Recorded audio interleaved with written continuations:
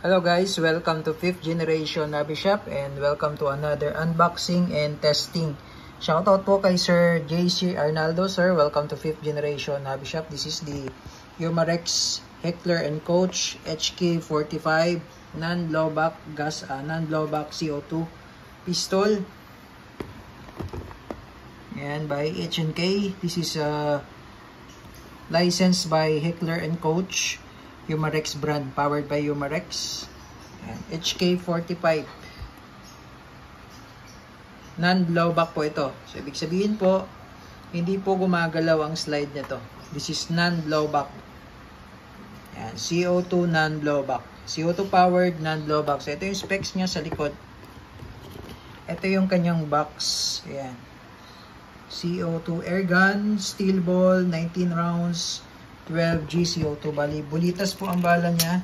4.5 mm steel ball. So, ito yung specs. Trigger, double action, caliber 177. Steel ball. Yung sight niya, naka-fixed front and rear. Manual safety, naka-smooth bore barrel. Ayan, 19 rounder. Ayan. Standard size, HK45. Meron siyang rail for flashlight.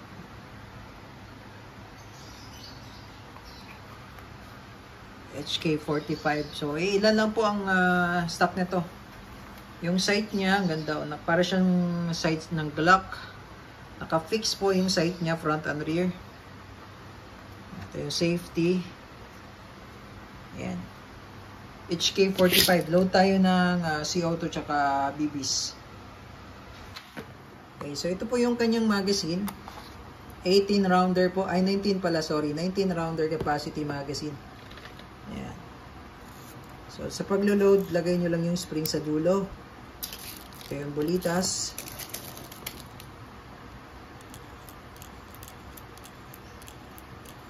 Limited stock lang po ito. Ano lang po, ilang piraso lang po ang dumating. HK45.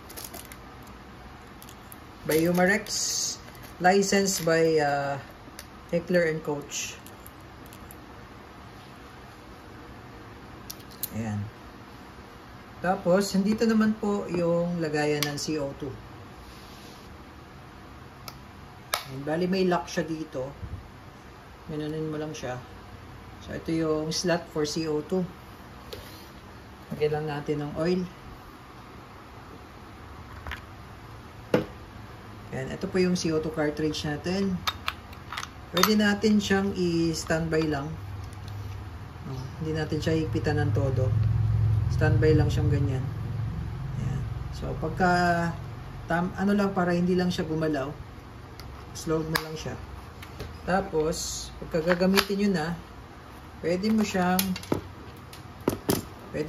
i-quick burst dito. Ayan, quick burst. Ayan. Iikot mo lang siya counterclockwise, then load magazine. Ayan. So, hindi siya nakakasa dahil nga po non-blowback siya. Ayan. Fix yung slide niya. Okay? Yun. Ito yung safety. Safety. Manual safety. Okay, so testing po. Again, this is the H&K Heckler & Koch HK45 CO2 airgun pistol. Ayan. HK45. So sa real steel, this is caliber 45. Sa real steel, this is airgun only. Okay, testing. Testing po, HK45. Firing.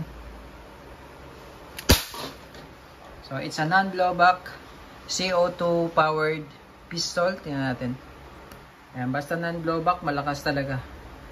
Entry point, exit point. So tagos. Tagos sa lata ng sardinas. Ganda pa ng sight to. Malakas.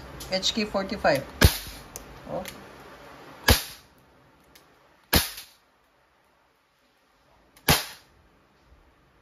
Yung trigger niya medyo malalim dahil nga double action siya.